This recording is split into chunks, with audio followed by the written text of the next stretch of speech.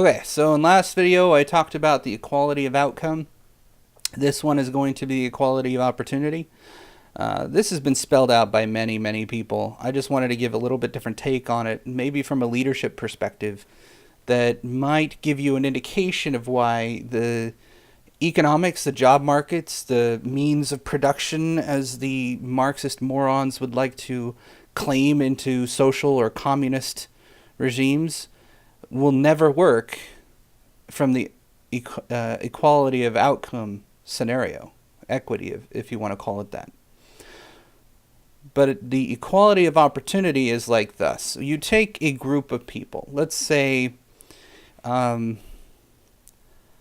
men, 5 women, straight down the middle, one from each race. Not that you can really define it in that way. Let's say one set of white, one set of black, one set of Latina, one set of Asian, and one set of other. Doesn't matter, mixed race. Let's go with that.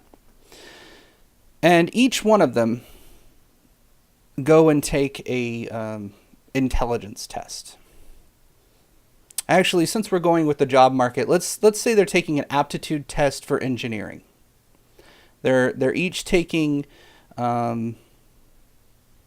Let's get more specific. They're each taking a test for the Microsoft certification exams, something I'm pretty familiar with. Based on this equally diverse opportunity, who would be the best? Well, statistically speaking, the Asians would more likely be the ones that would excel in this particular testing aptitude, followed closely by mixed race, because you don't know where they came from or what their attitudes are. And then it varies in degrees after that, but typically it'd be the Asians on top most likely, statistically speaking. But in our scenario, let's say that each one of them tested to a very varying degree, but you don't know which ones. Let's assume that you don't know who tested what and where, because you're not given any of the demographical information. You don't know if the person that has taken this test is a man or a woman, what race or religion they are. You have no idea. All you have left is the scoring. And you know that some scored rather high, some scored right in the middle, and varying degrees, some better than others. Let's say if we were to put it on a 1 to 100 scale, there's 2 that are 98s. 4 of them were about 90 to 80, varying in between there. 2 that were about 70, and 2 that bombed the test. They got like 20s. Without looking at statistics, who would you hire for a position of systems admin? Let's say a pretty common job in IT world, where it requires a certain skill level, and definitely they prefer certifications over degrees. So you're talking about the Microsoft certification exam. They all took the server certification. So who would you hire? Well, if you were to follow the equality of outcome, none of the tests would matter. You'd want to hire the person that has the least representation within the group. So you would hire based on their demographical information and not their qualifications, not their merits. But in the opportunity, it looks like 2 people definitely studied for this test. 2 people know the information well enough, and the only other things you don't know is their capability, their experience, their aptitude, whether they've worked in this before, stuff like that. You have no idea. Not yet anyways. Let's say they're new hires and they've never worked a day out of college in their life. Right? Straight out of college. We can assume that. But they have high aptitude tests, and their GPAs for the 2 that scored the highest is also, if we went to a 1 to 5 GPA, which is in some universities, or 1 to 4, if you did a 1 to 4, they were 3.8. And if you did a 1 to 5, they're a 4.8. They're right on the top level. Not perfect, but right up there for the 98 scores. Would you hire those people, or would you not? Keep in mind the systems admin job in particular is the one that maintains your entire infrastructure. They maintain your email for your company, not just you, but everybody. Like everybody's email goes through this system. They're going to maintain that. They're going to maintain everybody's access to everything. They're going to maintain the security of your network. They're going to maintain the HR functions and the HR software of the network, but not necessarily have access to it. All that stuff you are relying on this person to maintain for your company. And it's just going to be one person. There's only one job. So who do you hire? You got two people now that are at the top tier, top rung. So what other information can you possibly use to distinguish one from the other? If they both have identical outcomes, then you would not be able to pick based on that. You'd have to pick on personality. Or you would have to pick on demographical information if you really want to go toward a more superficial and useless method of choosing somebody. But in this case, you would have to pick something that would allow you to distinguish the two between them. In a blind hire situation, let's say that they're both female. Would that matter? Of course it wouldn't. They have both high aptitudes. They both scored very high on the exams and both had astonishingly good GPAs. Their sexuality has nothing to do with it. Well, their sex, I should say. Their sexuality equally would have nothing to do with it because I didn't bring it up, but it has nothing to do with it. Their sex and sexuality had no effect on their aptitudes. They just happen to like IT or just as good at it. Or maybe they just test well. Maybe they just do exams well. Either way, the ones that did not do well is the ones I want to focus your attention on. Clearly you would hire the top level, be it male or female is irrelevant, because you would pick one and it would usually be in the interview and it would be the one that would most fit the culture of your organization. The one you would think would get along better. So not only do you have to have the skills to be able to take this position, but you have to have the ability to sell yourself to take the position. This is the opportunity we are talking about. The other people, the other 8 people in this scenario, were not given the opportunity, even though they all applied for the position. Why do you think that is? Is it discrimination? Well, certainly not, because you did not know that information prior to even looking at them. All you had was test scores and GPA. Would it be sexism? You didn't know. How could you know? It's a blind hire situation. There's no way to tell. So in equality of opportunity, so long as it's done correctly, which usually it is in any hiring situation, you do not know until the interview. The interview is the point where you will know somebody.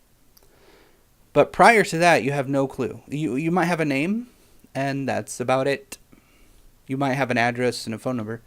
But typically in hiring people, what happens, especially in larger companies, what will happen is their resume will be given a number. Their identifying information, such as their name, their address, and whatnot, will initially be stripped out. They'll be gone through the process to choose the one that fits mostly to the job description in relevant terms to experience and education.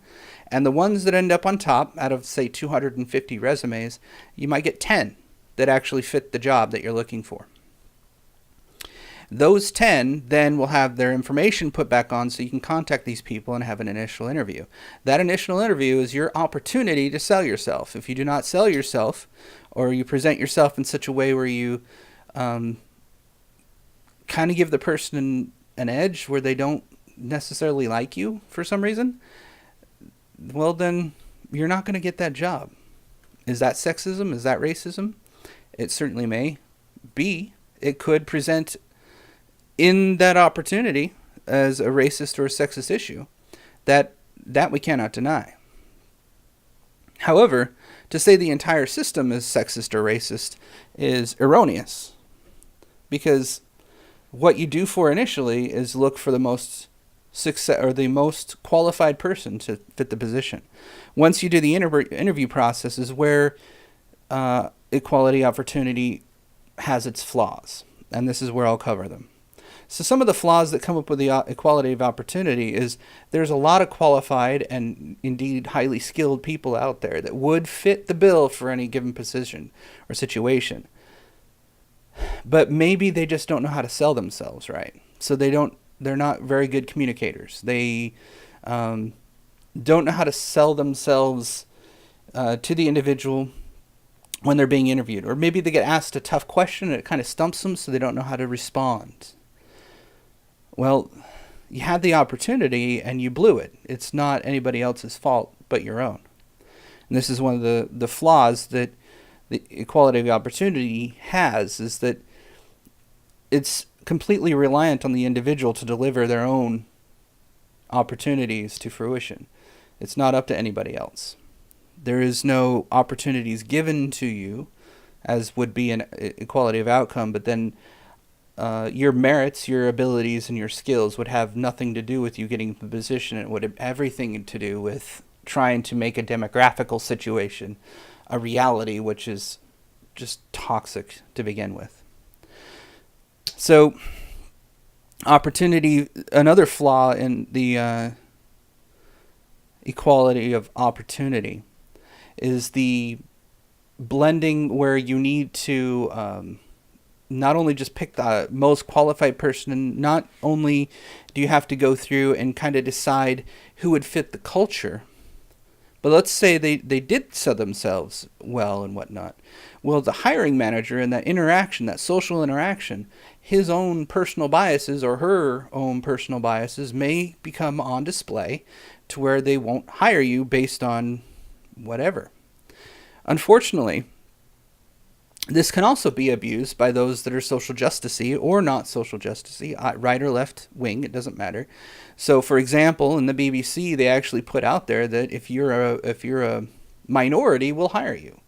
They're straight up using racist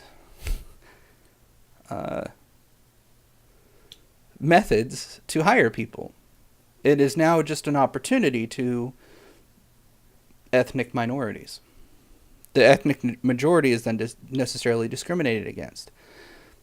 This is the problem of trying to provide or apply a Marxist method of oppress and oppressor to a system that was built around opportunity versus outcome. Another issue between opportunity is not everybody gets a fair shake when it comes to the opportunity. Perhaps in this situation, let's take the rest of the other 8, as I was pointing out earlier. They don't have the skills. They'll never get that opportunity. They can't even get their foot in the door. One of the things I've tried to teach my children in particular is that the degree, the thing that is scaring the living hell out of me right now, sending my kids to college, the whole reason I started this YouTube channel, my podcast, my blog, all of it, is because I have kids going to college, and the more I see of what's going on these college campuses, the more I find it disturbing.